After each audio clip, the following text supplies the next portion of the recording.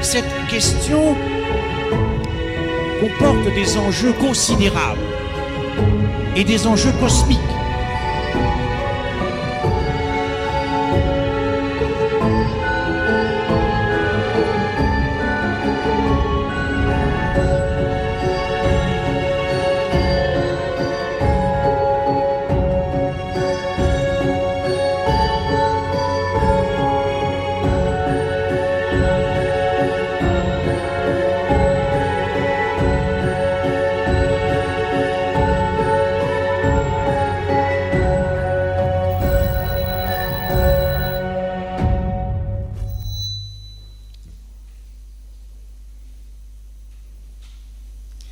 Chers membres de Bethel, bonjour. Bonjour. Chers internautes, bonjour aussi de là où vous êtes, qui nous suivez ce matin. Nous sommes heureux de nous retrouver dans l'église, dans le temple de l'Éternel ce matin. Amen. Nous avons de quoi le remercier, le louer pour ce qu'il fait pour nous chaque jour. Amen. Il nous donne la vie, n'est-ce pas merveilleux? Amen.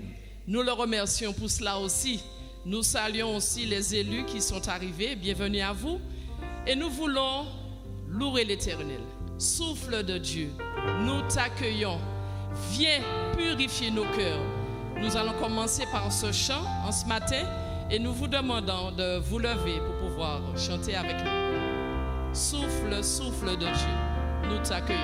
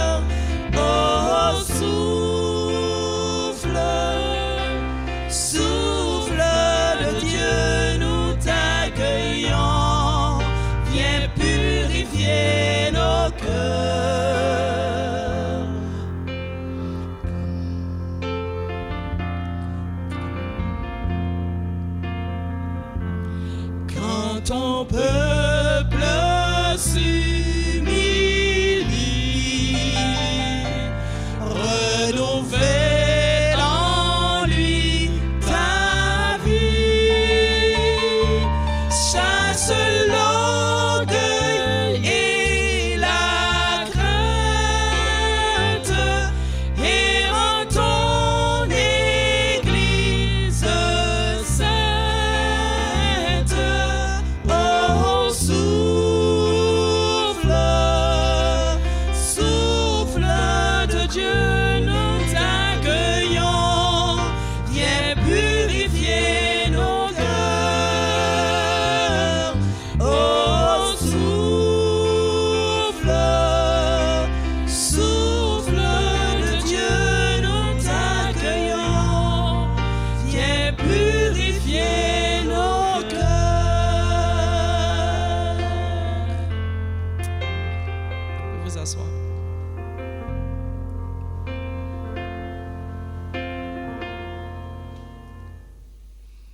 Viens Seigneur, ne tarde plus, adore.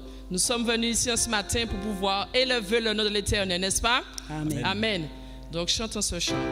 Viens, ne tarde plus.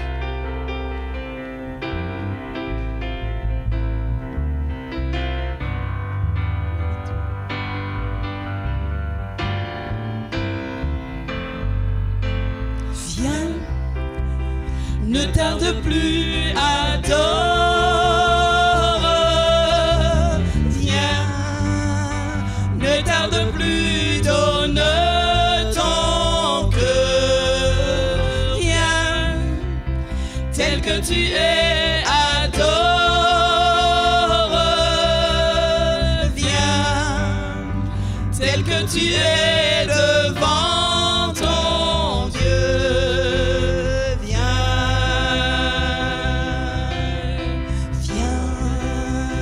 Ne tarde plus, adore. Viens, ne tarde plus, donne ton cœur. Viens, tel que tu es, adore.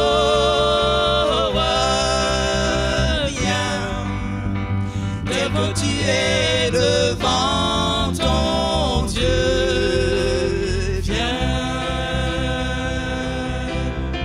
Un jour toute langue dira tu es Dieu. Un jour tout genou fléchira. Mais le vrai trésor est pour ceux qui t'ont choisi dès aujourd'hui. Viens, ne tarde plus, adore. Viens, ne tarde plus, donne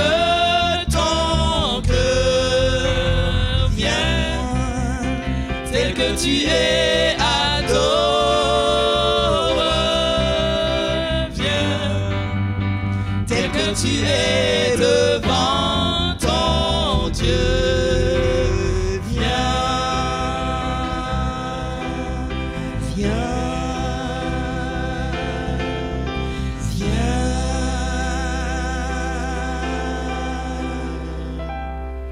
Amen. Amen.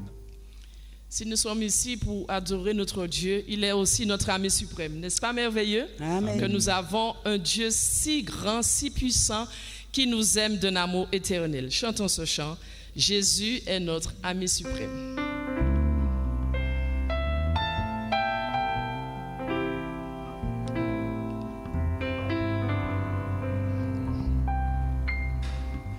Jésus est notre ami suprême. Oh, quel amour! Mieux qu'un tendre frère, il nous aime. Oh, quel amour! Ici, famille, amis, tout passe, seul il demeure, et dans sa grâce, de nous jamais, il ne se lasse. Oh, quel amour! C'est pour mieux vous entendre. Il est notre vie éternelle.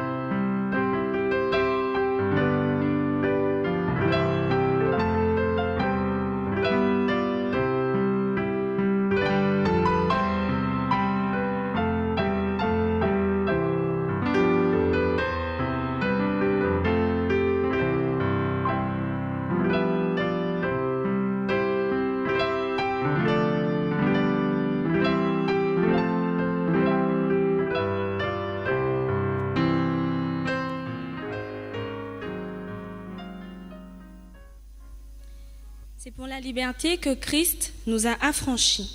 Tenez donc ferme dans cette liberté et ne vous placez pas de nouveau sous la contrainte d'un esclavage. Galates 5, verset 1. Libre je suis, libre tu es, libre nous sommes. Quel privilège, n'est-ce pas? Cette liberté, et oui, de pouvoir se rendre à l'église ou de pouvoir se connecter via YouTube afin de rendre gloire, louange et magnificence au Très-Haut. Aujourd'hui, j'ai le privilège de te souhaiter la bienvenue. Laisse-toi donc porter et guider par le doux regard de notre Dieu. Sois édifié et béni en ce jour. Monique, voudrais-tu nous introduire dans la prière? Je veux bien. Je demande à l'Assemblée et nos amis internautes de prendre la décision appropriée pour la prière.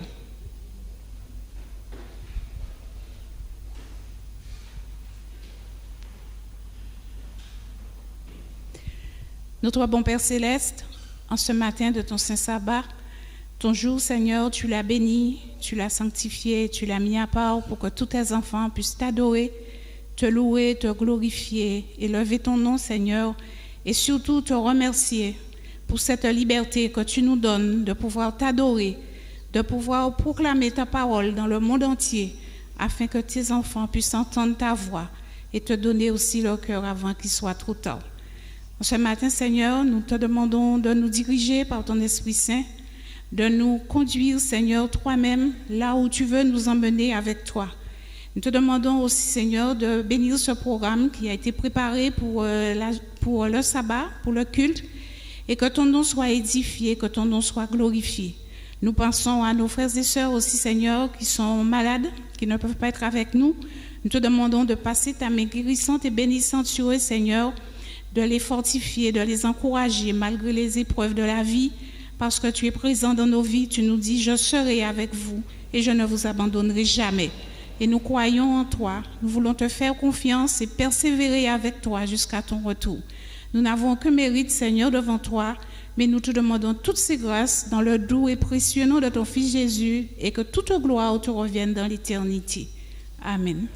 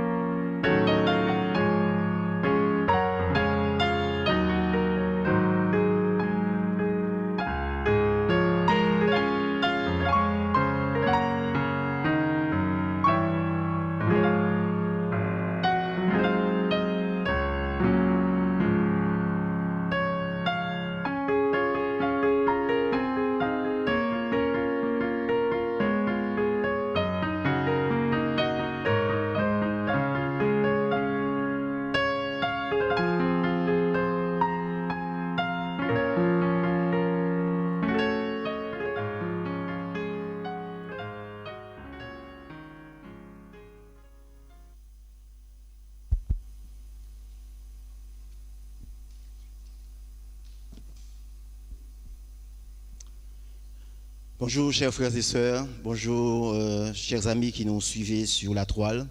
C'est vrai, pour moi c'est un réel plaisir de vous retrouver à travers cet échange que nous avons aujourd'hui.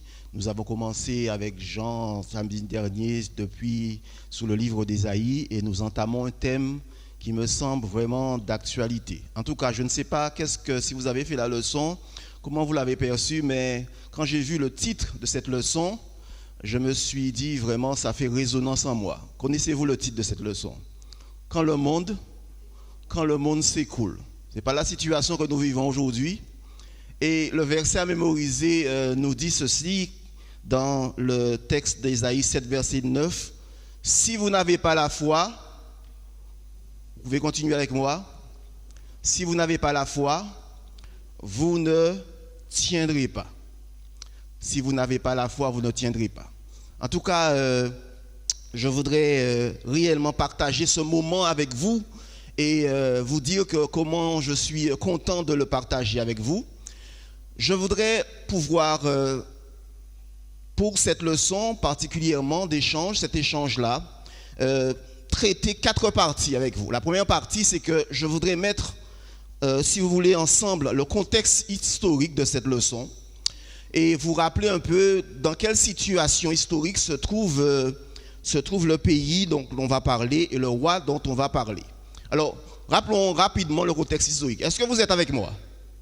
D'accord? Vous êtes avec moi? J'aime bien que vous soyez avec moi. Donc, suivons ensemble le contexte historique. Donc, nous sommes au 7e siècle avant Jésus-Christ. Nous sommes au 7e siècle avant Jésus-Christ et le peuple d'Israël est divisé en deux royaumes. Le premier royaume, c'est le royaume d'Israël dont la capitale c'est la Samarie, donc on l'appelle aussi Éphraïm. Et le second royaume, c'est le royaume de Juda, dont la capitale c'est Jérusalem. Donc le premier royaume se trouve au nord et le second se trouve, on appelle le royaume du sud. Alors, je voudrais que nous nous intéressions particulièrement, comme la leçon le fait, au royaume du sud qui est dirigé par un roi qui s'appelle le roi Akaz. Et Akaz, c'est le fils d'un roi, Jotam, et le petit-fils d'un autre roi qui s'appelle aussi Osias. Donc, vous avez donc cette lignée royale. Et je voudrais que vous inviter à lire avec moi dans 2 Chroniques 28, versets 1er, versets 5 et 6. Je ne sais pas si le texte peut s'afficher. 2 Chroniques 28, versets 1, 5 et 6, qui nous met un peu en exergue la situation de l'époque et du roi Akaz. Il est dit ceci que Akaz avait quel âge? Il avait 20 ans lorsqu'il devint roi. Et le texte nous dit qu'il régna pendant 16 ans à Jérusalem. Et il y a une chose que vous devez souligner, c'est que le texte dit aussi que Akab ne fit point ce qui est droit aux yeux de l'Éternel, comme avait fait son père David. Verset 5 et verset 6. Voilà ce qu'il est dit. L'Éternel, son Dieu, le fait qu'il ne fit pas ce qui était bien aux yeux de l'Éternel. Il est dit que l'Éternel, son Dieu, le livra entre les mains du roi de Syrie, et les Syriens le battirent et lui firent un grand nombre de prisonniers qu'ils emmenèrent à Damas. Il fut aussi livré entre les mains du roi d'Israël, qui fut éprouvé d'une grande défaite. Verset 6. Pécache, fils de Rémalia, tua dans un seul jour combien d'hommes? 120 000 hommes, tous vaillants, parce qu'ils avaient abandonné qui? L'Éternel, le Dieu de leur père. Voilà la situation de l'époque.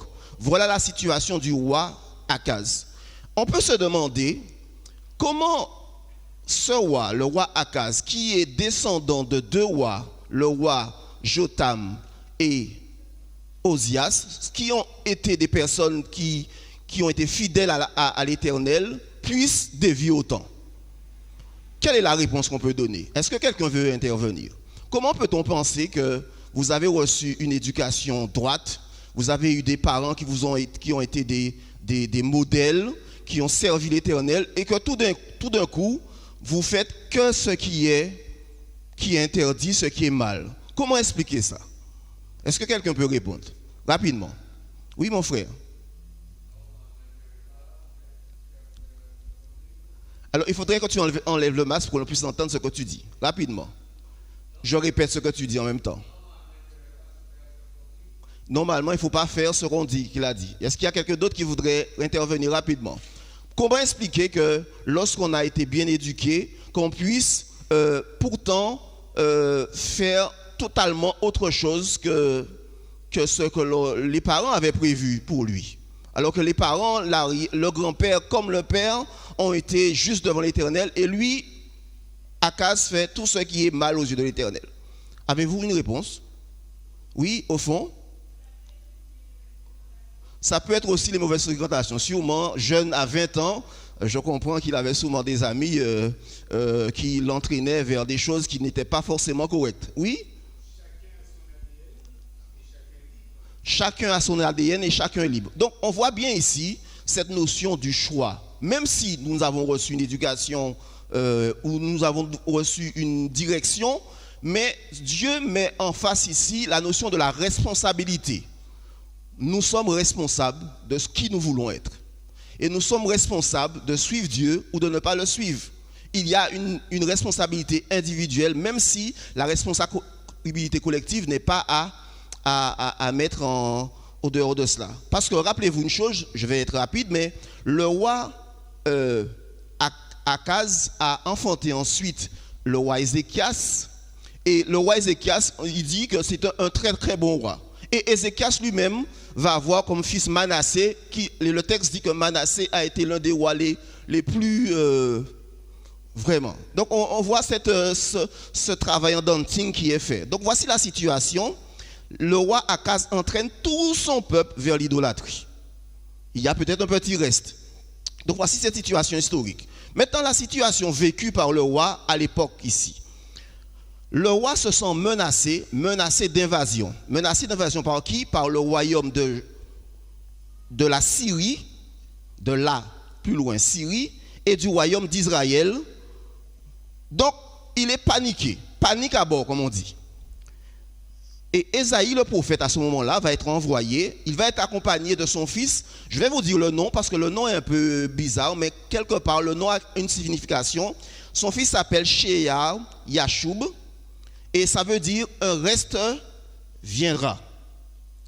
Et le roi Ésaïe lui porte un message clair, un message rassurant de la part de Dieu. Lisons ensemble dans Ésaïe 7, verset 4. Quel est le message que le roi Ésaïe porte le prophète Ésaïe, prophète de l'Éternel, porte à Akaz par rapport à cette situation de panique qui règne à ce moment-là? Lisons ensemble. Ésaïe 7, verset 4. Voici ce que l'Éternel dit. Vous pouvez m'afficher le texte. Il lui dit, écoute Akaz, sois tranquille. Et moi je vais ajouter, sois cool. Sois tranquille, ne crains rien, et que ton cœur ne s'alarme pas devant ces deux bouts de quoi? De tison fumant. Vous voyez un petit peu le texte? Comment ça veut dire que Dieu est en train de lui dire, mais c'est rien du tout, c'est simplement de la cendre. Devant la colère de Restin et de la Syrie et du fils de Rémalia. Dieu lui dit, sois tranquille, pas chaler quoi. C'est ce que tu vois là, c'est rien du tout. Alors, moi je vous pose une question, comment comprendre le refus d'Akaz et le rejet d'Akaz, son refus de croire? Parce qu'il va refuser cette offre de l'Éternel. La première, l'offre de départ, il refuse cette offre-là. Comment vous expliquez ce refus-là? Pourquoi cet homme refuse l'offre de l'Éternel qui lui dit « ne crains rien ». Comment vous expliquez cela? Comment? J'entends, mais je n'entends pas. J'entends que vous parlez, mais je n'entends pas ce que vous dites. Oui, ma sœur. L'orgueil. C'est simplement l'orgueil. Est-ce que quelqu'un d'autre voudrait ajouter quelque chose? Est-ce que c'est l'orgueil seulement qui fait que Akaz refuse l'offre de l'Éternel? Il y a l'orgueil, certes, mais qu'est-ce qui peut se passer pour qu'un homme puisse refuser que l'Éternel lui vienne en secours, alors que sa situation est une situation de panique, une situation vraiment de crise? Oui?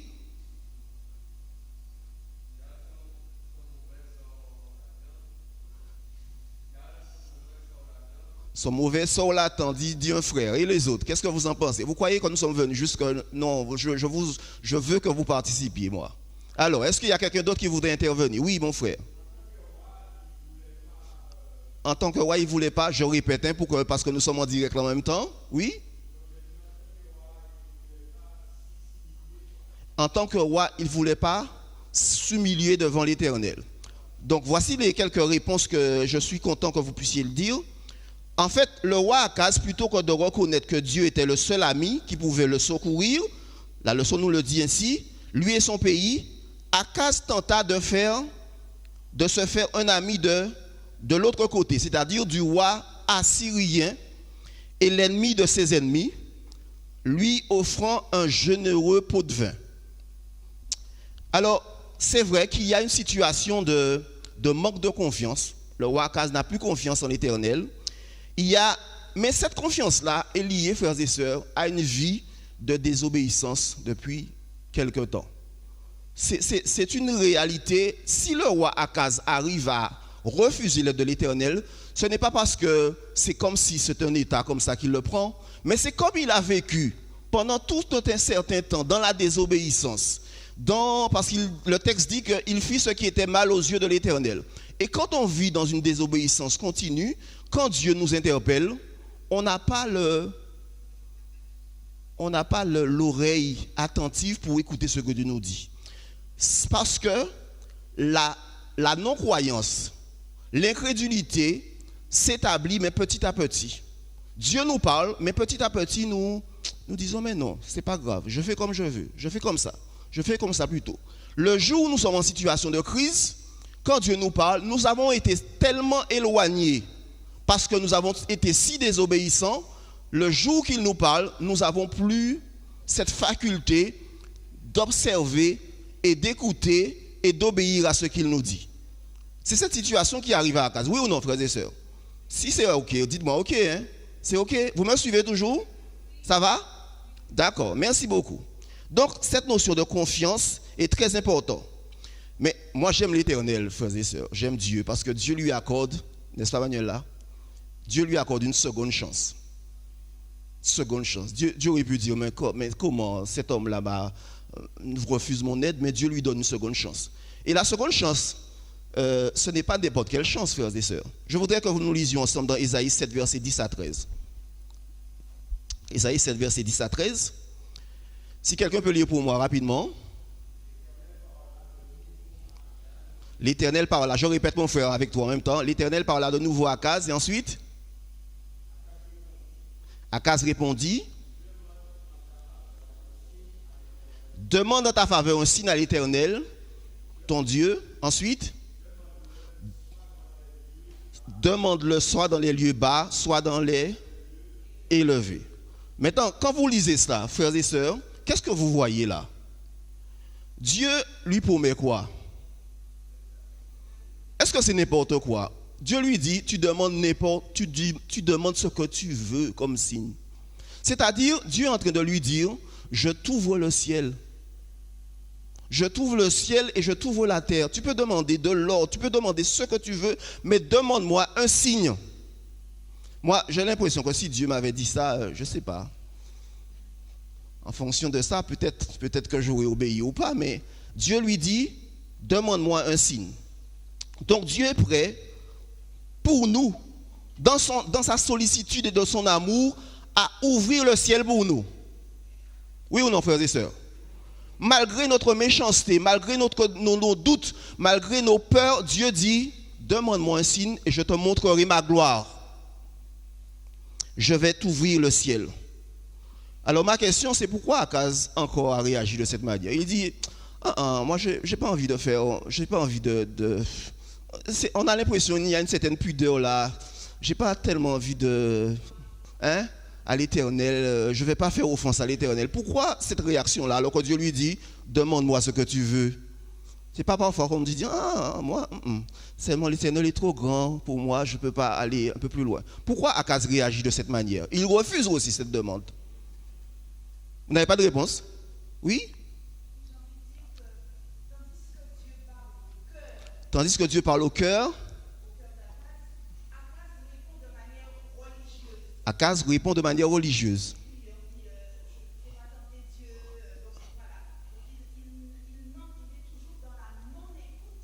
De la non-écoute de Dieu.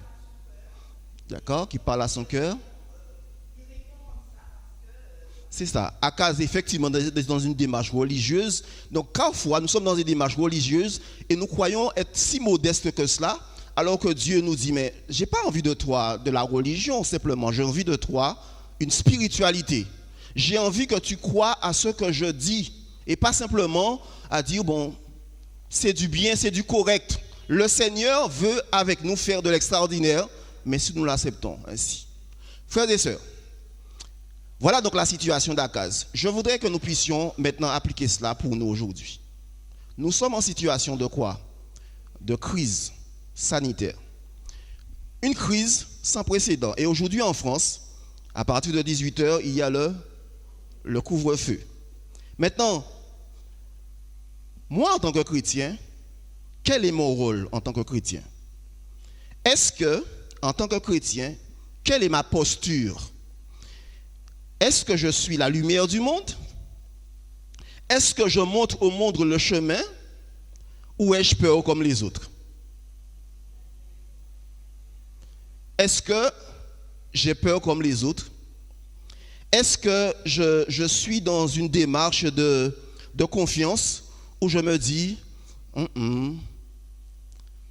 je vais écouter, je suis à la radio, je suis tellement scotché pour pouvoir écouter les nouvelles. Est-ce qu'il y a une solution? Est-ce que ceci, cela? Ou est-ce que je suis prêt à faire confiance à Dieu malgré la situation? Quand Dieu me donne des éléments clairs pour dire, écoute, ne t'inquiète pas. C'est vrai que la situation est difficile, mais rassure-toi, je suis avec toi. Est-ce que nous le croyons ça, frères et sœurs? Ou est-ce que nous sommes plutôt peureux pour dire, moi, je reste chez moi parce que quelque part, j'ai peur que personne ne me touche, etc. Parce que j'ai peur de... Je ne dis pas que la peur est normale, frères et sœurs.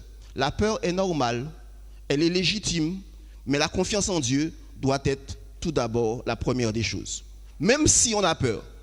Donc, avoir en Dieu, et le texte dit ceci, j'ai 3 minutes, le texte dit ceci que ayez foi en Dieu, parce que sans la foi en Dieu, nous ne pouvons pas résister. Mais oui, on ne pourra pas résister dans cette situation-là, parce que je ne sais pas où est-ce qu'on va dans cette situation-là. On a cru que ça allait se terminer rapidement, mais ça continue. Et si aujourd'hui, dans la posture du chrétien, nous n'avons pas foi en Dieu, frères et sœurs, le texte dit, c'est la loi de Pavlov, la loi du tout ou rien, c'est soit vous tombez, ou soit vous persévérez. C'est une loi qui est une loi, c'est la loi de Dieu. Nous vivons les jours de dévoilement. Je voudrais juste vous dire une chose. Moi, parler de ma propre expérience. Lorsque le confinement a eu lieu au mois de mars, donc depuis le mois de mars, nous sommes dans le confinement. Après, il y a eu cette liberté de pouvoir commencer. Le Seigneur m'a interpellé en me disant, je regardais effectivement les choses sur Zoom, etc. Le Seigneur m'a dit, écoute, ta peur, il va falloir la vaincre parce qu'il faut que tu retournes à l'église. Et je me suis dit, mais Seigneur, mais non, j'ai trop de choses. Il y a trop de choses, vraiment, il y a trop de choses là. Moi, si je retourne à l'église, il y a trop de choses. Moi, j'aime pas le masque déjà. J'ai horreur de porter le masque. J'étouffe avec cela. Ensuite, j'ai peur de pouvoir contacter les autres parce que quelque part, je peux aussi, etc. Et en tant que responsable, si je deviens moi-même un cluster, alors là, ça va se faire parler. Alors, et puis le Seigneur m'a dit, écoute, tu t'occupes de mes affaires et moi, je m'occupe de tes affaires. Et c'est ce que j'ai fait. Je me suis occupé des affaires du Seigneur et jusqu'à présent, le Seigneur m'a protégé. Frères et sœurs, c'est juste pour vous encourager à être dans la mission de Dieu. Parce que lorsque vous vous occupez des affaires du Seigneur, le Seigneur vous s'occupe de tout pour vous, de votre santé. N'ayons pas peur. Et je voudrais terminer avec ce texte qui dit ceci, parce que c'est une prophétie que dans le texte de Ésaïe 7, verset 14, Ésaïe 7, verset 14, nous pouvons le lire ensemble. C'est pourquoi le Seigneur lui-même, je vous dis ensemble, vous me laissez seul. C'est pourquoi le Seigneur lui-même vous donne un signe. Voici, la jeune fille deviendra enceinte, elle enfantera un fils et elle lui donnera le nom d'Emmanuel qui veut dire Dieu avec nous. Frères et sœurs, peut-être ayons peur, mais Dieu peut nous donner la force et le courage. Parce que Dieu nous assure de sa présence constante, rassurante. Dieu dit ceci, je suis avec vous tous les jours jusqu'à la fin du monde. malgré notre rébellion, malgré notre froideur, le Dieu d'amour nous assure de sa présence tous les jours. Que Dieu vous bénisse et que Dieu vous garde dans cette journée. Amen.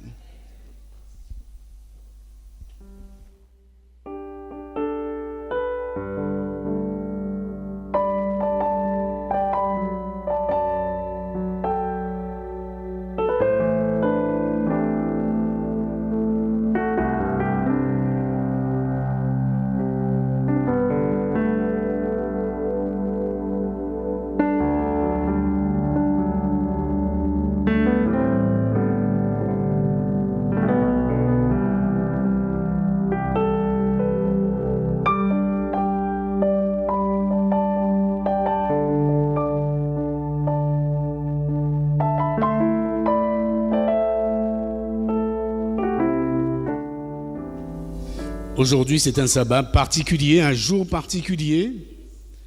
C'est le sabbat. Vous savez de quel sabbat il s'agit aujourd'hui? Non? De la liberté religieuse. Et nous sommes heureux de pouvoir effectivement, pendant ce jour-là, prier particulièrement pour certaines personnes, en tout cas ceux qui dirigent notre pays, ceux aussi qui sont responsables, qui ont en responsabilité la sécurité de notre pays. Et nous voulons en ce jour avoir un moment particulier de prière pour eux.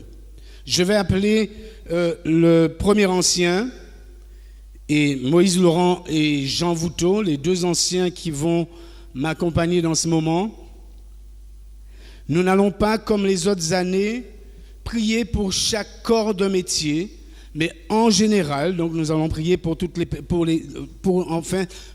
personnes qui ont la responsabilité du pays. Je vais demander aux élus qui nous font l'honneur de venir ce matin, de venir nous rejoindre.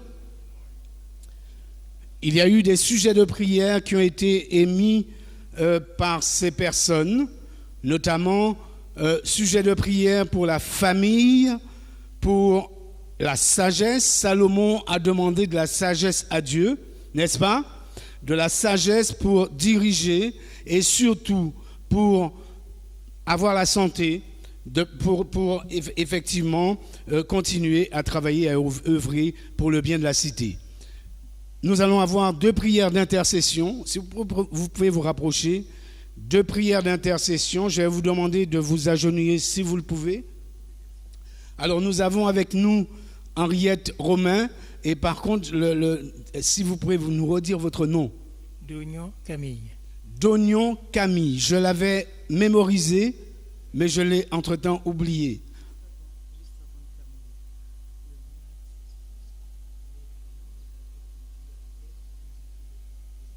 Alors le message, c'est que le maire s'excuse, mais il n'y a pas d'excuse pour le maire qui a l'habitude de venir nous voir. Et en fait, nous l'attendions, mais il n'est pas venu parce qu'il a des obligations, mais il est excusé et il est invité toutes les fois où il veut venir. Merci beaucoup. 2 prières d'intercession, nous allons nous incliner et Moïse ou Jean va commencer et nous allons donc nous agenouiller par ici.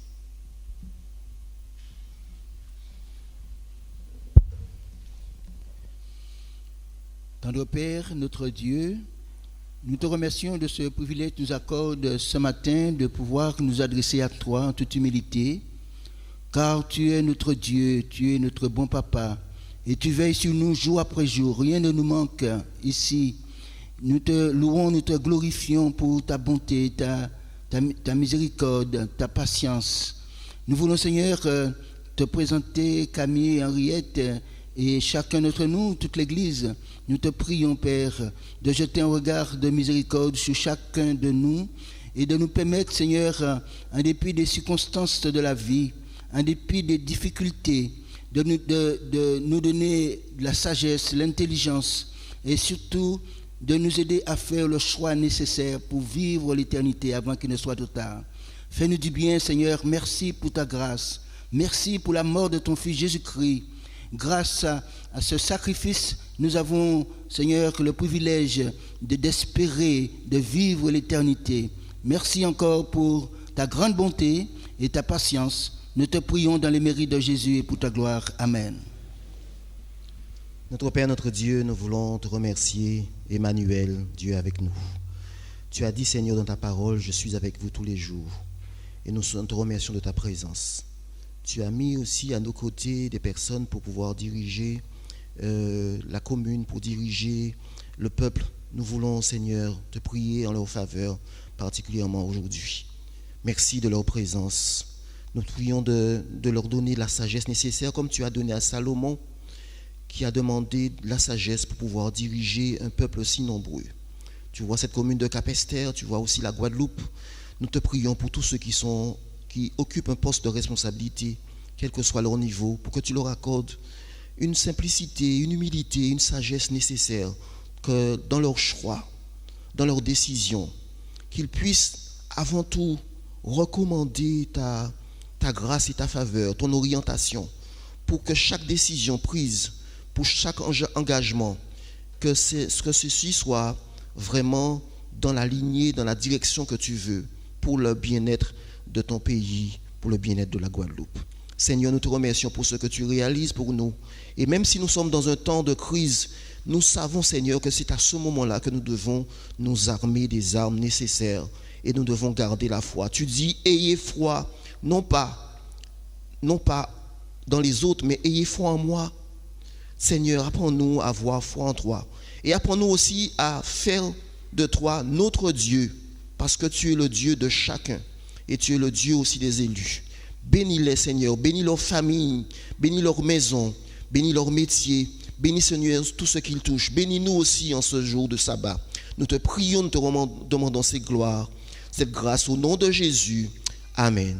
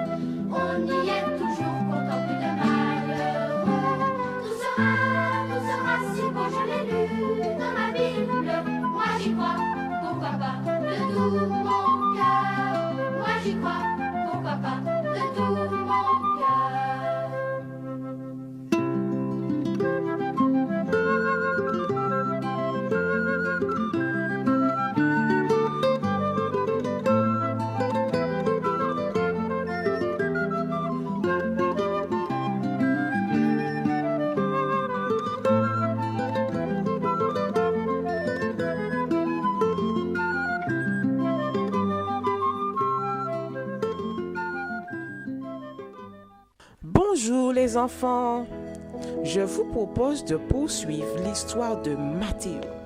Elle a pour titre Dieu, lieu de bien-être et de protection. Pendant le trajet, Josué, le majordome, le maître qui dirige la maison, explique à Matthéo combien il est important pour son père et combien celui-ci désire le mettre en sécurité dans sa belle demeure. Vous vous souvenez, les enfants, que la vie de notre petit camarade n'était pas joyeuse où il vivait avant de partir avec Josué. Matthéo était plus souvent dehors en train de jouer dans la rue avec ses amis. Cela lui permettait d'oublier qu'il vivait dans un milieu où l'on manquait de tout, notamment d'argent et de confort, mais surtout d'amour et d'encouragement. Cependant, sans le savoir, il s'exposait aux dangers de l'éducation dans la rue. Matteo commençait à imiter les plus grands. Langage grossier, tenue vestimentaire négligée, bagarre. Il commençait même à fumer et à boire de l'alcool. Et il lui arrivait de voler dans le petit supermarché du coin. À ce rythme, Matteo se serait vite retrouvé en prison. Bien heureusement, il a accepté de partir avec Josué à la rencontre de son père. Et déjà, il sent et voit la différence entre son ancien milieu de violence et de fausse liberté et celle où il est conduit maintenant. Josué le regarde avec bienveillance, s'inquiétant de savoir s'il est bien installé, s'il lui manque quelque chose. Il cherche toujours à l'aider et à rendre le voyage le moins long et moins fatigant que possible.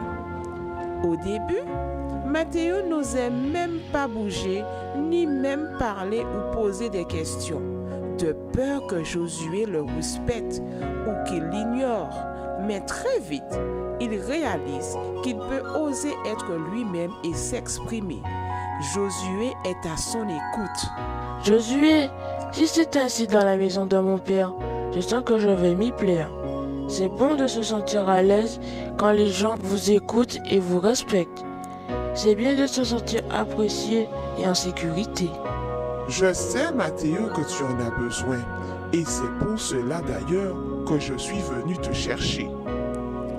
Chers enfants, comme le père de Matteo a voulu vivre avec son fils afin de le protéger et le mettre en sécurité, Dieu a libéré son peuple d'Égypte où il était en esclavage et souffrait beaucoup à cause des mauvais traitements.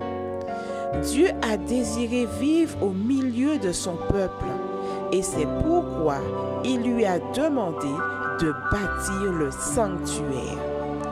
En étant parmi son peuple, Dieu lui assurait bien-être et protection.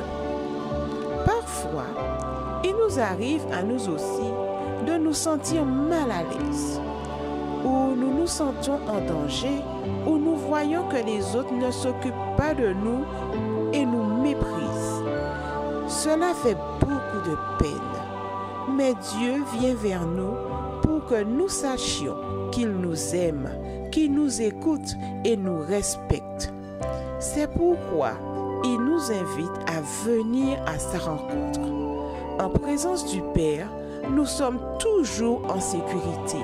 Sa maison est un refuge. Dans Psaume 27, le verset 5, il nous dit « Car il me protégera dans son tabernacle au jour du malheur. Il me cachera sous l'abri de sa tente. Il m'élèvera sur un rocher. » Prions les enfants afin de le remercier. Père céleste, merci pour ton amour et ta protection envers moi. Au nom de Jésus, Amen. Je vous donne rendez-vous les enfants la semaine prochaine pour poursuivre cette histoire si passionnante.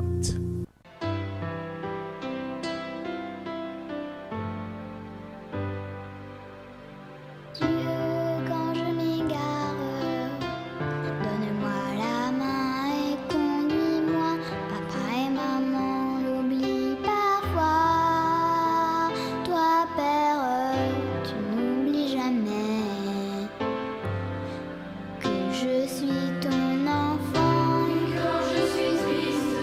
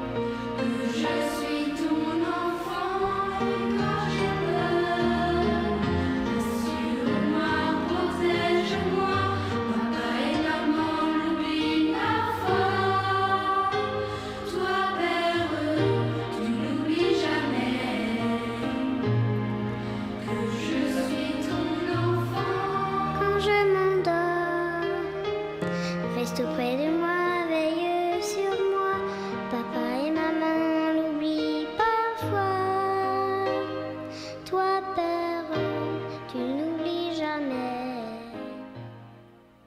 que je suis ton enfant. Nous allons passer maintenant à la prière pastorale. Je vais vous demander de vous mettre debout.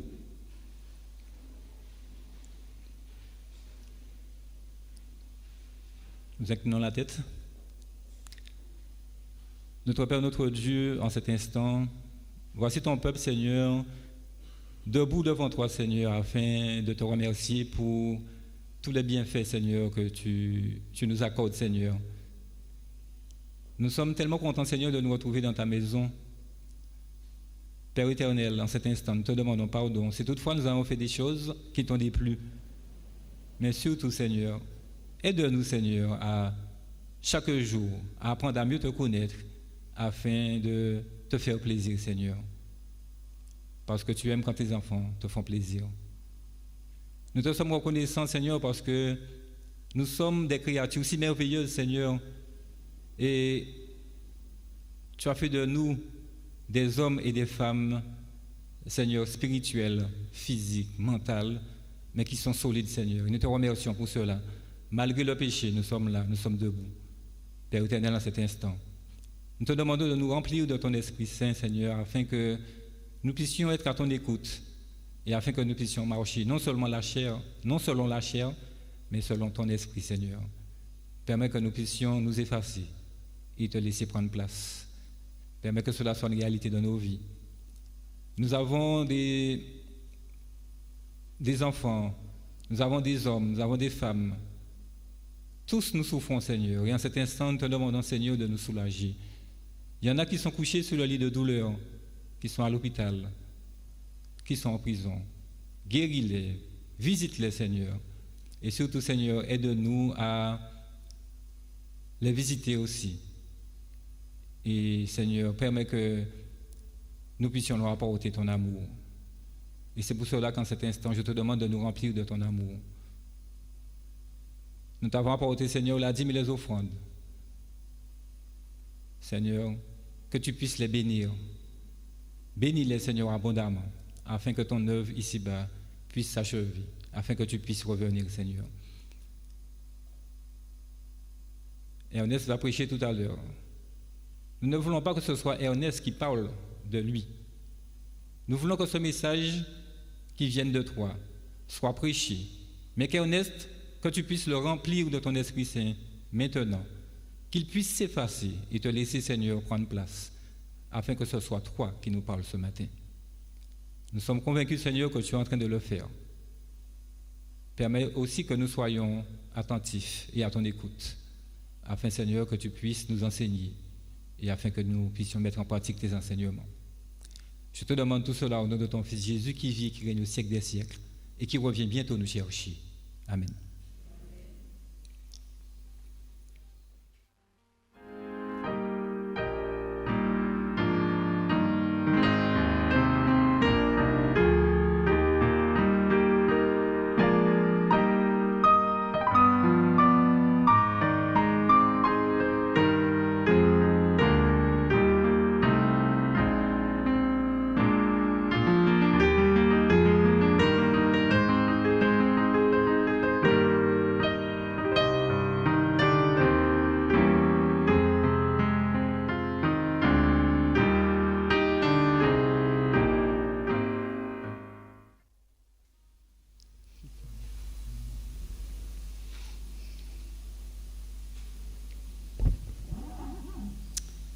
Les amis, frères et sœurs, quel est ce Dieu qui nous aime tant? Sinon celui dont il est dit dans Jean 3 au verset 16 et que nous connaissons tous, car Dieu a tant aimé le monde qu'il a donné son Fils unique, afin que quiconque croit en lui ne périsse point, mais qu'il ait la vie éternelle. Voilà le Dieu qui nous aime tant, qui nous a tant aimés. Il nous a donné son Fils, qui lui a donné son sang, sa vie pour nous. Le Seigneur nous a aimés.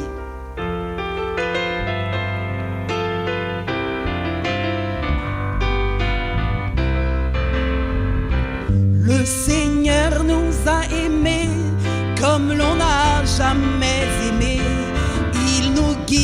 chaque jour comme une étoile dans la nuit.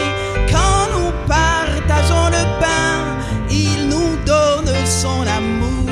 C'est le pain de l'amitié, le pain de Dieu. C'est mon corps, dit Jésus. C'est mon corps. Prenez et mangez, il l'a dit. C'est mon sang. Prenez et buvez, car je suis la vie et je suis l'amour. Ô Seigneur, emporte-nous dans ton amour. Le Seigneur nous a aimés comme l'on n'a jamais aimé. Pour les gens de son village, c'était le fils du charpentier. Il travailla de ses mains comme l'ont fait tous ses voisins. Il connut le dur labeur de son métier. Il a dit, c'est mon corps, prenez et mangez. C'est mon sang, prenez et buvez, car je suis la vie et je suis l'amour. Ô Seigneur, emporte-nous dans ton amour. Seigneur nous a aimés comme l'on n'a jamais aimé. Son amour était si grand qu'il en mourut sur une croix. Son amour était si fort qu'il triompha de la mort. Il sortit de son tombeau libre et vainqueur. Il a dit, c'est mon corps, prenez et mangez. C'est mon sang, prenez et buvez, car je suis la vie et je suis l'amour. Ô Seigneur, emporte-nous dans ton amour. Le Seigneur nous a aimés comme l'on n'a jamais aimé. Il rassemble tous les hommes et les fait vivre de sa vie. Et tous les chrétiens du monde sont les membres de son corps. Rien ne peut les séparer de son amour.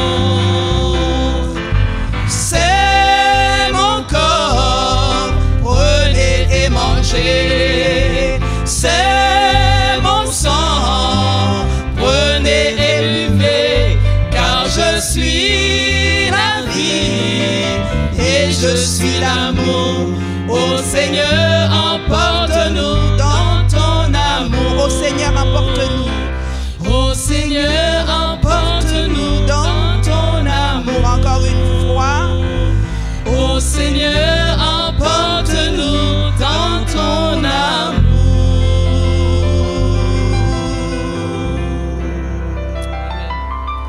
Pourquoi craindre si nous sommes tant aimés? Ne crains rien, je t'aime. Si nous avions un doute, on va s'apaiser et le dire. Ne crains rien, je t'aime. Dieu peut le dire, mais Dieu peut le dire avec douceur aussi, 522.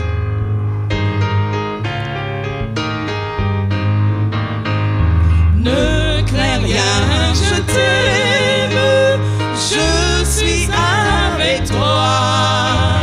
Promesse suprême qui soutient ma foi. La sombre vallée n'a plus de terreur.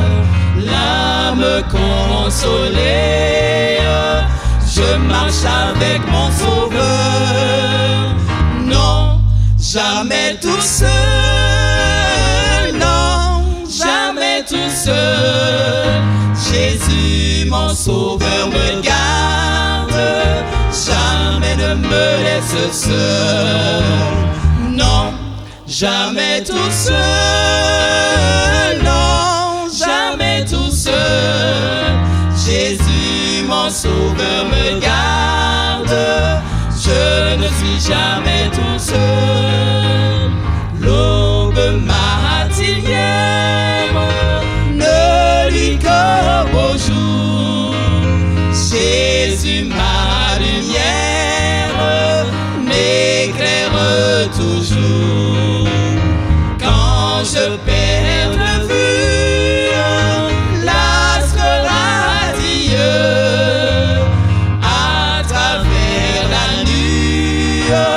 Jésus me montre les cieux encore. Non, jamais tout seul. Non, jamais tout seul. Jésus, mon sauveur, me garde. Jamais ne me laisse seul. Non, jamais tout seul.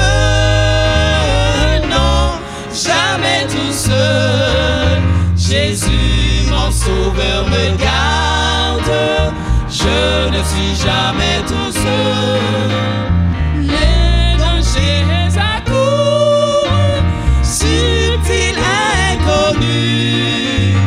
De près, il m'entoure.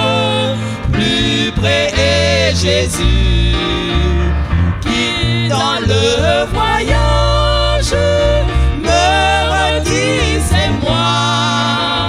Ne crains rien, courage, je suis toujours avec toi. Non, jamais tout seul. Non, jamais tout seul. Jésus, mon sauveur, me garde. Jamais ne me laisse seul. Non, non, jamais tout seul. Non, jamais tout seul. Jésus, mon sauveur, me garde. Je ne suis jamais tout seul. Amen. Voilà qui nous invite à, maintenant que nous avons la conviction, l'assurance d'être aimés, eh bien, il faut s'engager aussi. Amen. Nous recevons tout cet amour de Dieu afin de pouvoir transmettre, donner, car c'est en donnant qu'on a toujours plus. Et tandis que nous allons donner ce que nous avons porté également dans notre porte-monnaie, mais il est essentiel que nous puissions demander à Dieu de l'amour pour pouvoir en redonner aux autres. Les diacres donc vont passer dans les rangs tandis que nous chantons.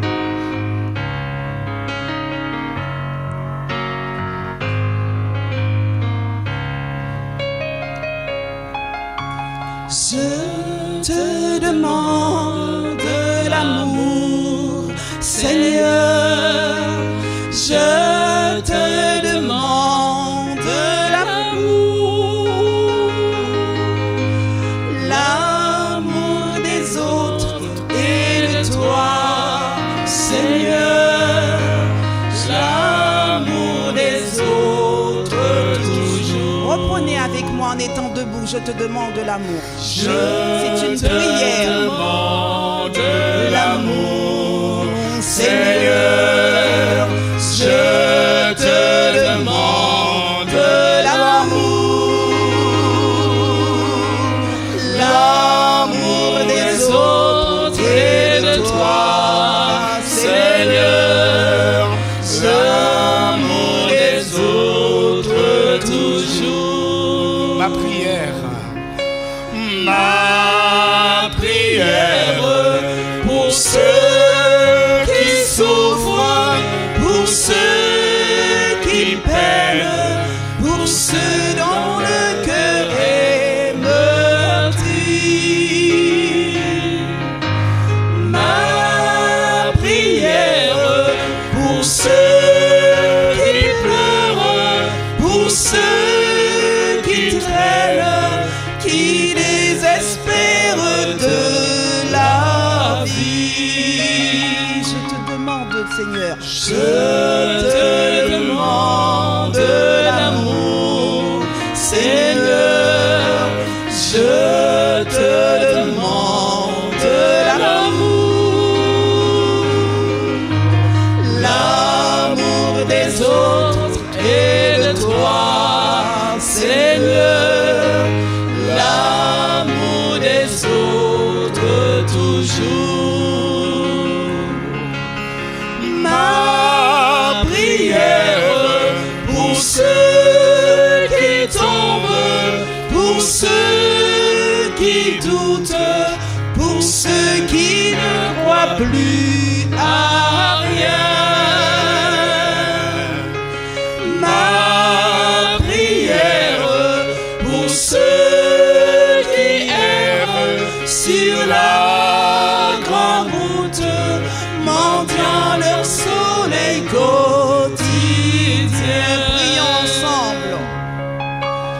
Je te demande l'amour, Seigneur. Je te demande l'amour, l'amour des autres et de toi, Seigneur, l'amour des autres toujours.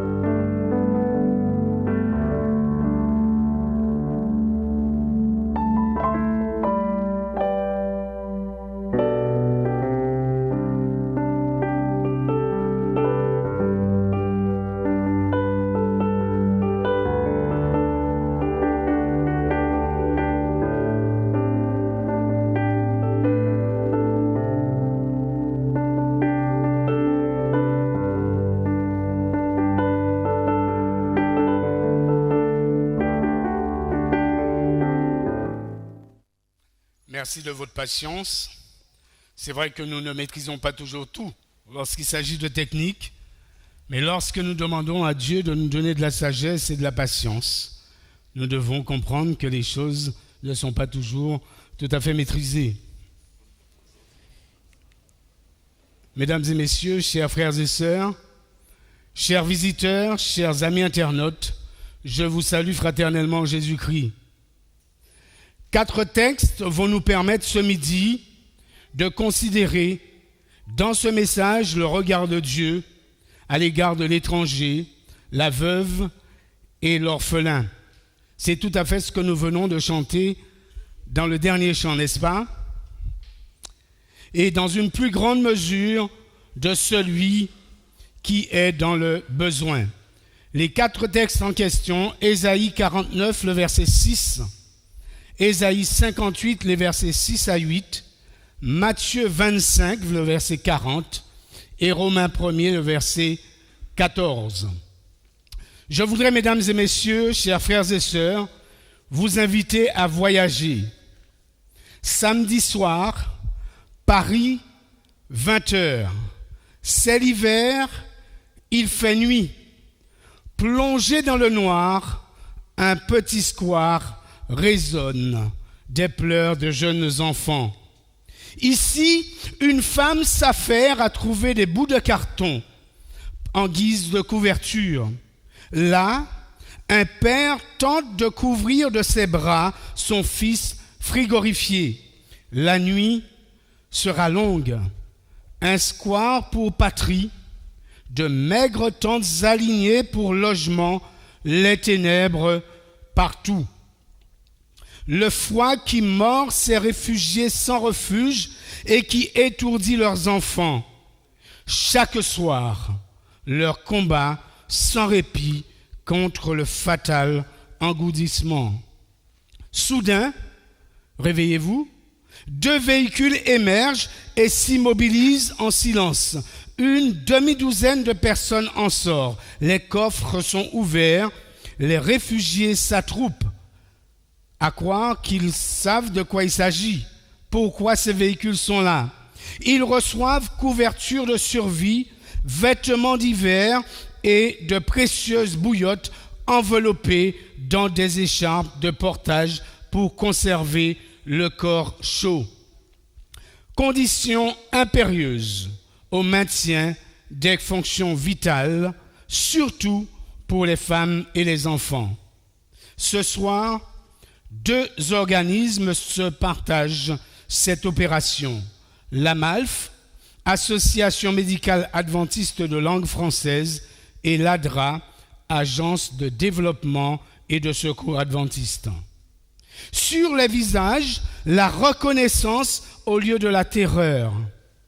La nuit, pour une fois, n'aura pas engendré le malheur. Le lendemain, plusieurs rejoindront la permanence de la MALF et bénéficieront des soins de médecins, infirmiers et psychologues. Des soins prodigués dans l'ombre, loin de toute notoriété tapageuse, en conformité avec l'équation christique. Car j'ai souffert de la faim, vous connaissez le texte, et vous m'avez donné à manger. J'ai eu soif et vous m'avez donné à boire. J'étais un étranger et vous m'avez accueilli chez vous. Je n'avais pas d'habit et vous m'en avez donné. J'étais malade et vous m'avez soigné. J'étais en prison et vous êtes venu me voir. Vraiment, je vous l'assure, qui parle ici? Jésus.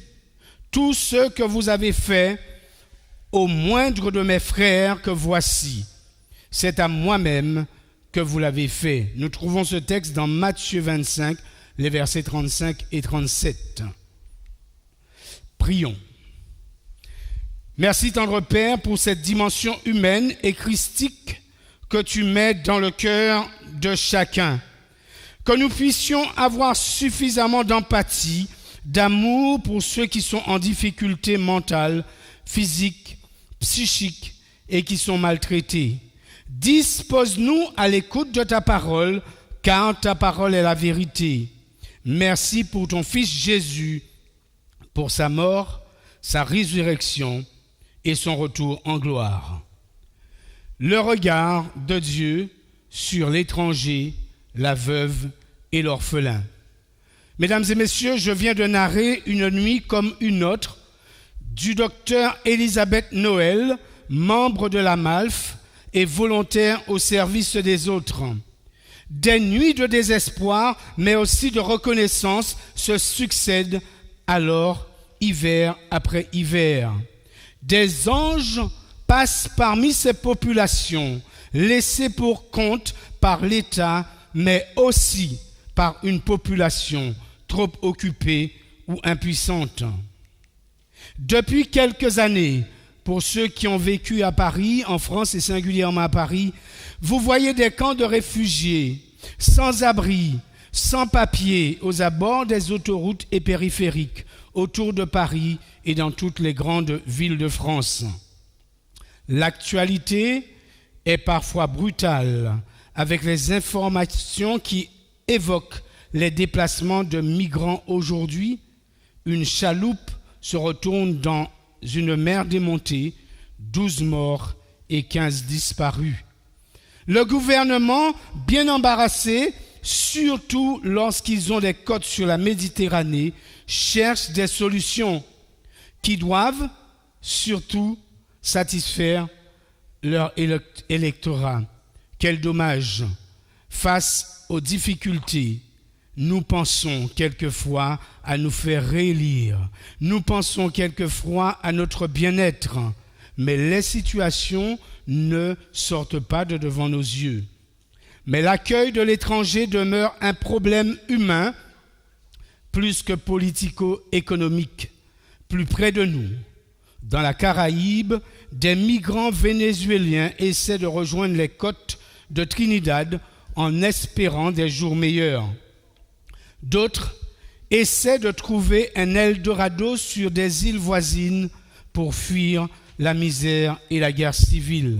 En Guadeloupe, tout près de nous, nous rencontrons ces hommes et ces femmes affamés, étrangers, hirsutes et solitaires, autres errants, sans abri, en guenilles, pas forcément étrangers, mais vulnérables, cassés par la drogue, le mépris et la solitude. Les chrétiens que nous sommes devraient se sentir mal à l'aise face aux discours souvent malsains autour de l'étranger. Qu'est-ce qu'il fait là? Qu'est-ce qu'il vient chercher? Est-ce que nous n'y travaillons pas? N'est-ce pas ce discours que nous entendons? Oui ou non? Très bien. Que faut-il penser et comment agir en invitant à la réflexion l'esprit évangélique? Ainsi, il n'est pas inutile, mesdames et messieurs, chers frères et sœurs, de se poser la question, la Bible aborde-t-elle le sujet de l'étranger, du migrant, du demandeur d'asile? La réponse est claire, d'emblée sans hésitation.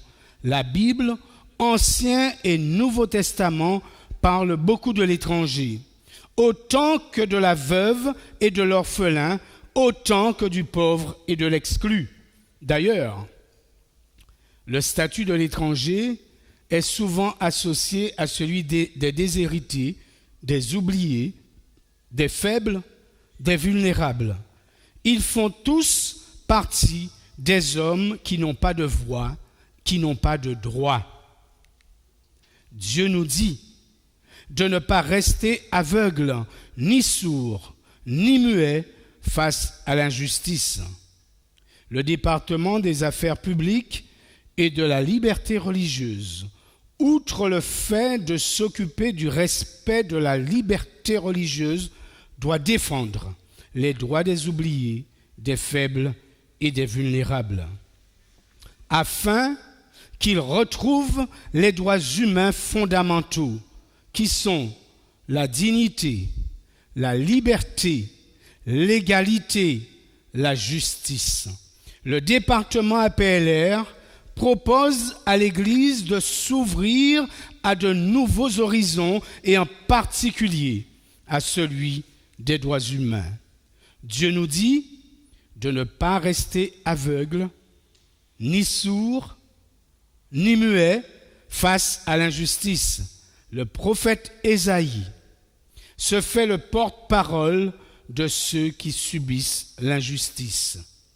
Et j'aime particulièrement cette déclaration de Martin Luther King. Je ne crains pas les paroles des violents, mais le silence des personnes honnêtes. Oh là, vous êtes là? Je ne crains pas les paroles des violents, mais le silence de ceux qui se taisent. Je ne crains pas les paroles des violents, mais de ceux qui ne disent rien. Aujourd'hui, nous aimerions réfléchir sur notre mission vis-à-vis de ces demandeurs d'asile, émigrés, réfugiés, apatrides, sans-papiers, migrants, expatriés. La liste n'est pas exhaustive. La Bible leur donne le terme générique d'étranger. Si l'étranger a presque toujours une place de choix dans la Bible, c'est parce qu'il est particulièrement cher à Dieu lui-même. Le Dieu d'Abraham, d'Isaac et de Jacob, le Dieu de Moïse, le Père de Jésus-Christ et notre Père, s'identifie à l'étranger et va parfois jusqu'à se faire lui-même étranger au milieu de nous. Pourquoi Dieu aime-t-il l'étranger? Nous pouvons dégager 3 raisons de son attention toute particulière sur l'étranger. Première raison, Dieu aime l'étranger parce qu'il veut que justice lui soit rendue. Car le Seigneur, c'est le Seigneur votre Dieu, qui est le Dieu des dieux et le Seigneur des seigneurs, le Dieu grand, puissant et redoutable, l'impartial et l'incorruptible qui rend justice à l'orphelin et à la veuve et qui aime l'émigré en lui donnant du pain et un manteau. Deutéronome 17, le verset 18. Arrêtons-nous un instant sur l'expression « qui rend justice ». Vous savez qu'il est difficile en tant que professionnel de voir des personnes, grands, jeunes, moins jeunes, venir vous voir en vous disant « j'ai un souci, mes papiers ou mon titre de séjour n'est pas à jour, je ne peux pas me rendre dans tel ou tel bureau, je dois passer un examen, je ne suis pas à jour ». Aujourd'hui, le problème, le gouvernement, face aux difficultés sanitaires, invite toute personne qui veut entamer une démarche de renouvellement de papier à se rendre sur un site gouvernemental. Sauf que, toutes les fois où ils s'y rendent, ce site est pratiquement inaccessible. Comment faire? Alors qu'ils ont eu quelqu'un au bout du fil, leur disant « mais venez avec vos papiers ». Et lorsqu'ils arrivent, on leur dit « le bureau, nous n'acceptons pas de visite ». Lorsque je prends le temps d'écrire à la préfecture en disant « mais voilà telle personne, voilà sa situation », on me dirige automatiquement vers le site qui est inaccessible. Comment comprendre cette situation? Dieu restaure et réintègre la personne exclue pour une raison ou une autre. Elle est du pain pour l'affamé, de l'eau pour l'assoiffé, la citoyenneté pour l'immigré, des papiers pour l'apatride, du travail pour les chômeurs.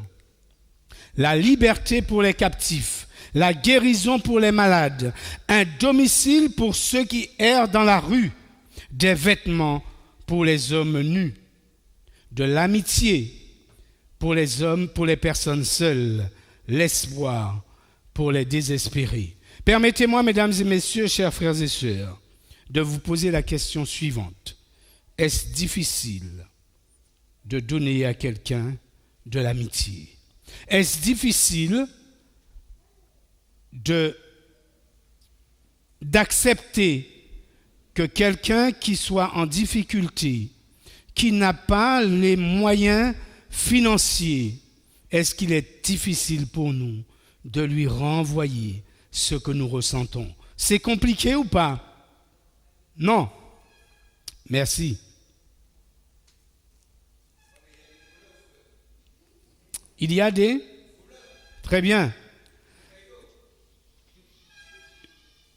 Je ne veux pas dialoguer dans ce sens, mais je ne veux pas non plus faire un monologue parce que j'entends ce que tu dis. Simplement, lorsque Dieu nous dit de sauter, il ne nous demande pas quelle hauteur. Dieu, nous lui faisons confiance. Et lorsque Dieu nous dit, je mettrai tes pieds, tu n'as aucune peur parce que ton pied, si jamais ton pied heurte contre une pierre, je suis là. Jésus, Dieu est celui qui rassure et nous devons lui faire confiance. Les personnes n'ont pas de moyens pour vivre, mais Dieu est celui qui écoute et entend le cri de celui qui n'a pas et non pas le cri de celui qui a. Comme eux, Dieu réclame la justice, la solidarité, voire la compassion et la miséricorde. Avec eux, il attend de ses amis la main tendue et l'œuvre de paix. Dieu aime l'étranger, un autre point, également parce qu'il a particulièrement besoin de ça ou de protection. L'étranger fait partie des personnes en danger. Dans la société antique, être seul, c'est être exposé à tous les dangers, être privé de moyens de subsistance. La terre, en effet, est le bien du clan, du peuple. Plus profondément, elle appartient à Dieu. Celui qui n'a plus de peuple ne saurait avoir une terre.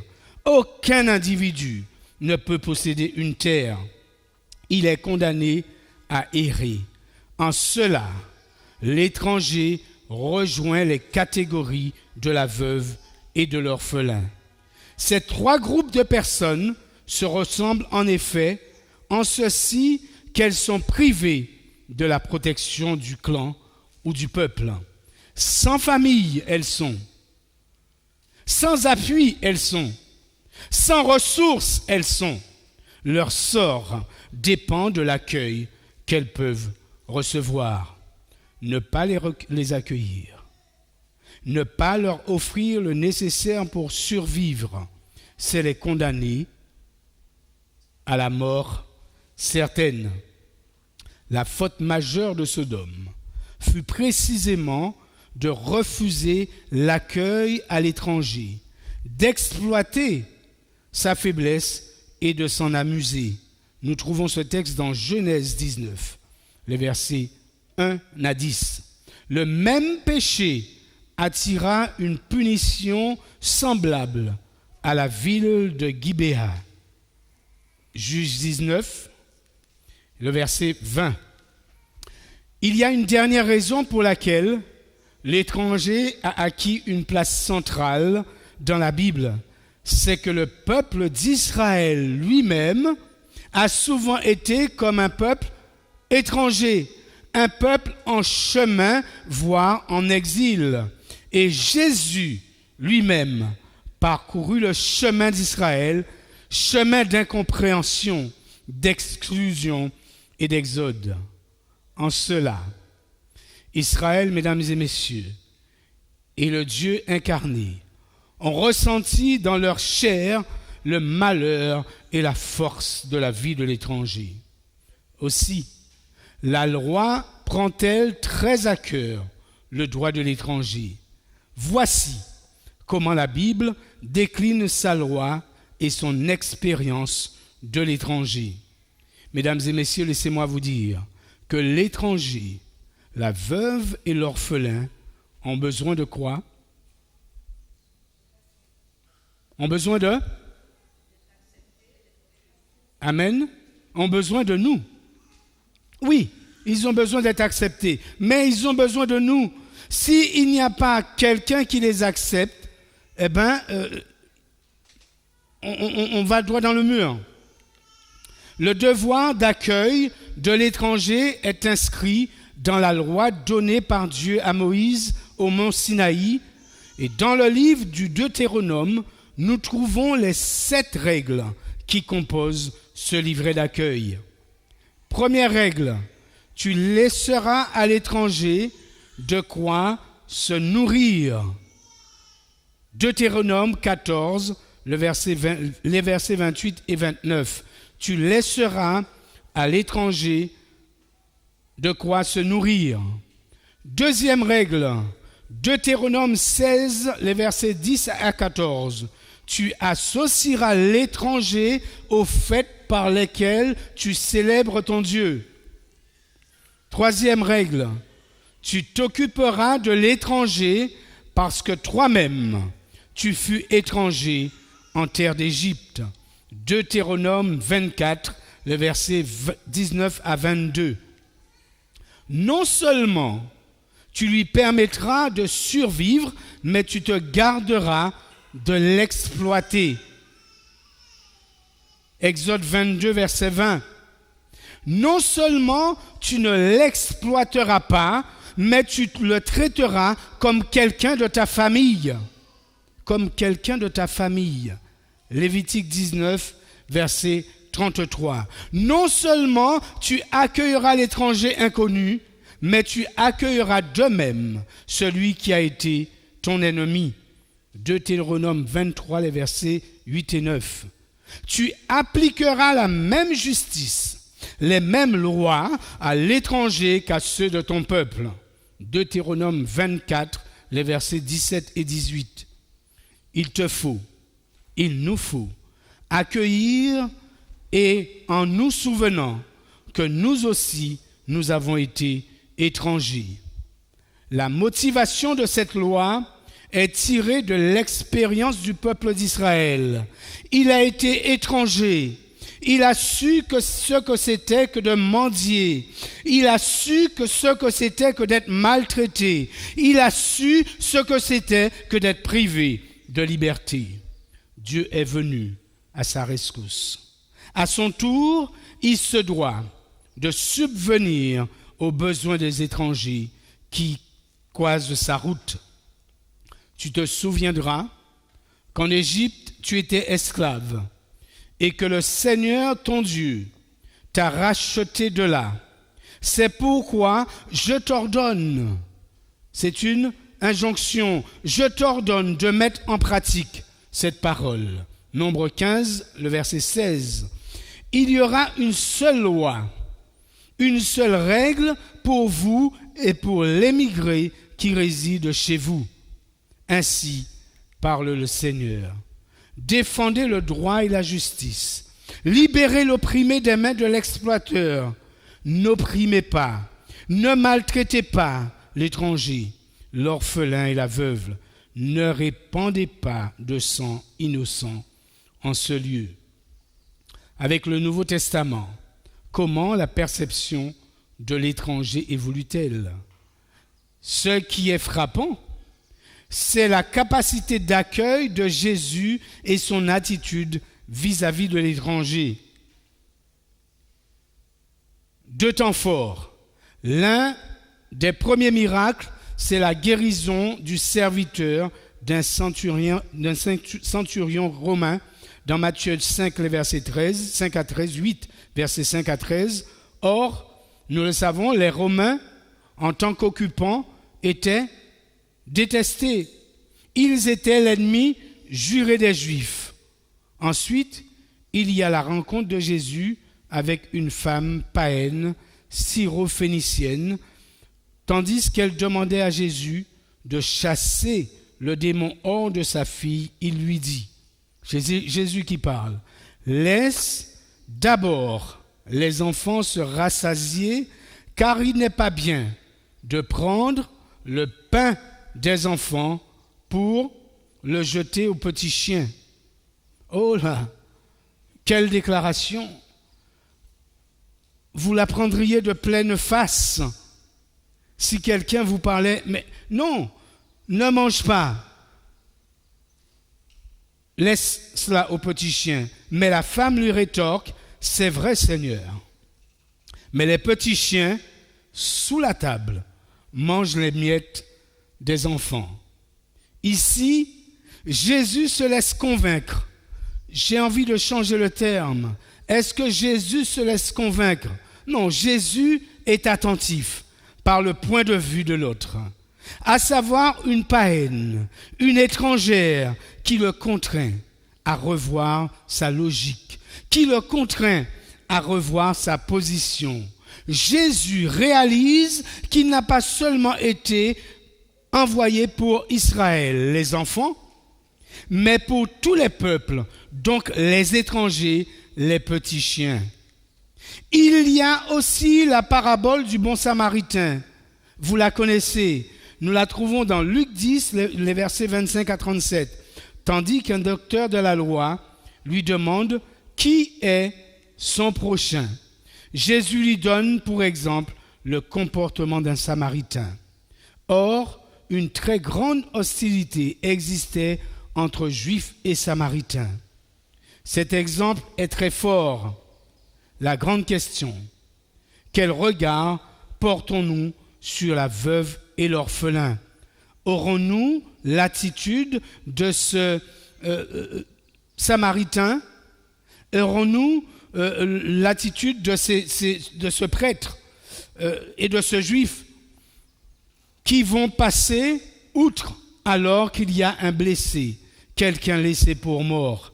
La grande question, disais-je, quel regard portons-nous sur la veuve et l'orphelin? Est-ce que, comme dans la parabole du bon samaritain, nous sommes tellement pris par nos soucis et nos engagements, y compris ceux religieux? Est-ce que nous sommes tellement pris par notre travail? Est-ce que nous sommes tellement pris par nos occupations, tout comme ce lévite et ce prêtre, que nous n'entendons pas la voix de ceux qui souffrent de l'absence de justice? Nous n'entendons pas la voix de ceux qui souffrent de l'absence de moyens. Nous n'entendons pas la voix de ceux qui souffrent de l'absence de liberté. Nous n'entendons pas la voix de ceux qui souffrent de l'absence de droits humains. Les plus élémentaires de la vie. Dans Ésaïe 58, les versets 1 et 2, Dieu dit au prophète, crie à plein gosier, ne te retiens pas, élève ta voix comme une trompette et annonce à mon peuple ses iniquités, à la maison de Jacob ses péchés. De quelles iniquités parle-t-il? De quels péchés parle-t-il? Pourtant, dit-il, ce peuple semble chercher l'Éternel. Il veut connaître ses voies, comme une nation qui aurait pratiqué et n'aurait pas abandonné la loi de son Dieu. Il lui demande des arrêts de justice. Il désire l'approcher. Et pourtant, Dieu appelle ses comportements iniquité et péché. Apocalypse 3 parle de Laodicée qui se croit riche, pleine d'elle-même, mais en réalité, elle est pauvre, elle est très pauvre et ne possède pas les valeurs essentielles. Les évangiles nous parlent d'un jeune homme riche, insatisfait, qui demande à Jésus « Que me manque-t-il encore ?» L'église de Laodicée et le jeune homme riche ne s'étaient pas posé les questions sur les autres. L'église et le jeune homme riche ne s'étaient pas posé les questions sur les marginaux. L'église et le jeune homme riche ne s'étaient pas posé les questions sur les pauvres. L'église et les marginaux et le jeune homme riche ne s'étaient pas posé la question sur les exclus, ceux qui souffrent à cause de la violence et de la persécution dans leur pays, ceux qui n'ont pas de voix, qui n'ont pas de droit. Ésaïe continue. Ésaïe 58, les versets 3 à 11. Que nous sert de jeûner si tu ne le vois pas, de mortifier notre âme si tu n'as point égard? Voici le jour de votre jeûne. Voici le jour de votre jeûne, ce que vous faites. Vous vous livrez à vos penchants et vous traitez durement vos mercenaires. Voici, vous jeûnez pour...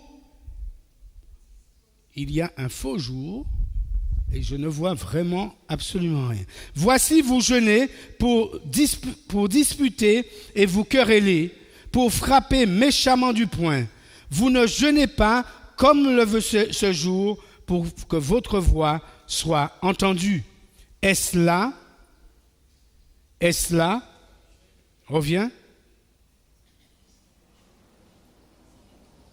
Voilà. Est-ce là le jeûne auquel je prends plaisir?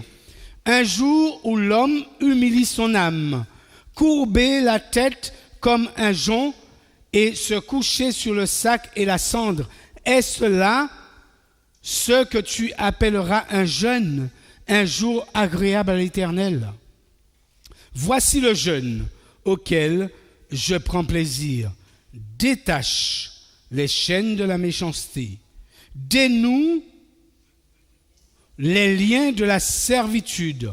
Renvoie libres les opprimés et que rompe toute espèce de joug. Le prophète fait un diagnostic sans appel. L'autosatisfaction.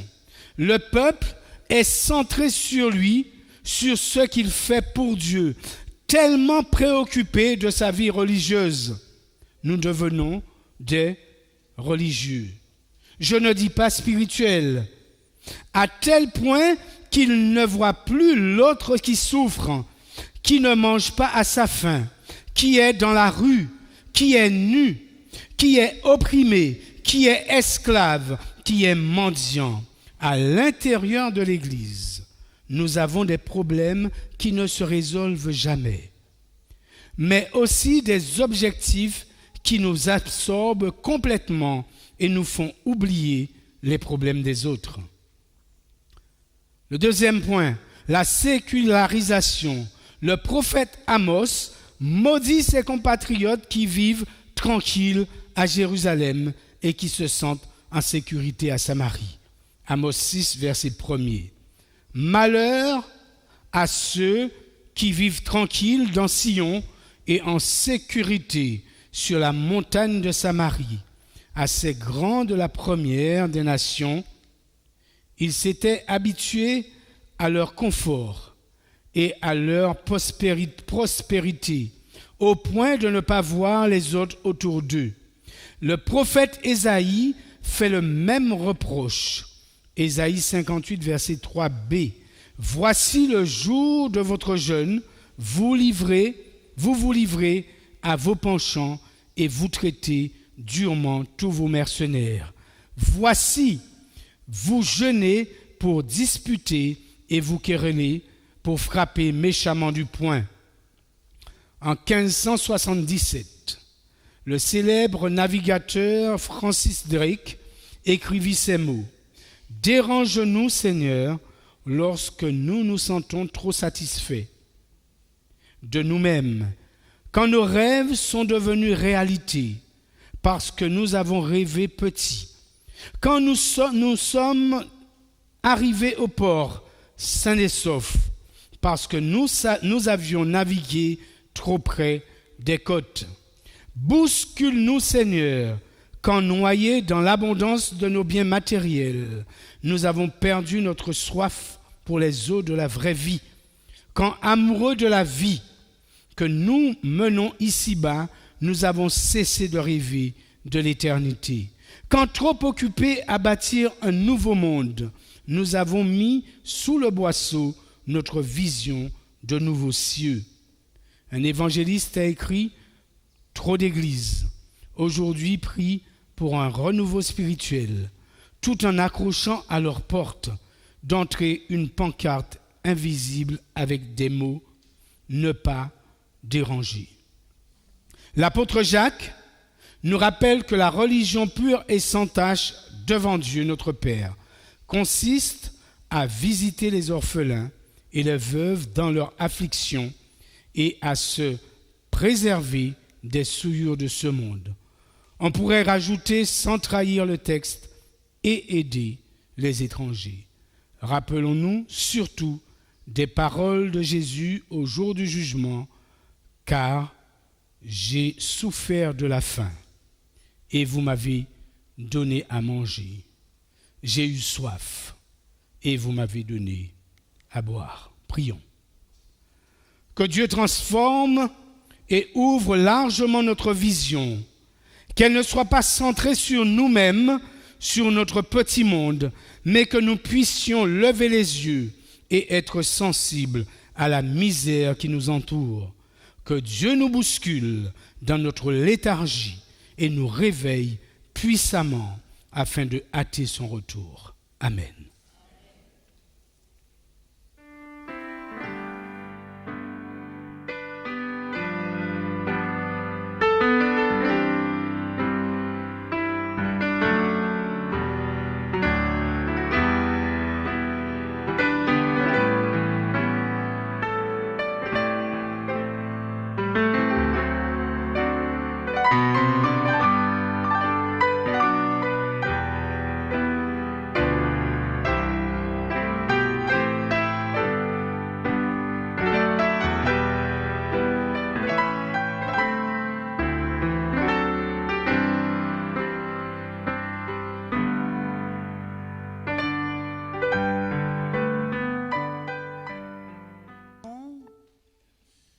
Nous avons notre chant pour nous envoyer avec la paix et la grâce de Dieu et nous donner ainsi le temps de méditer sur tout ce que nous avons entendu ce matin afin de nous laisser bousculer dans nos habitudes. Que la grâce et la paix du Seigneur soient déposées sur nous. Que la grâce et la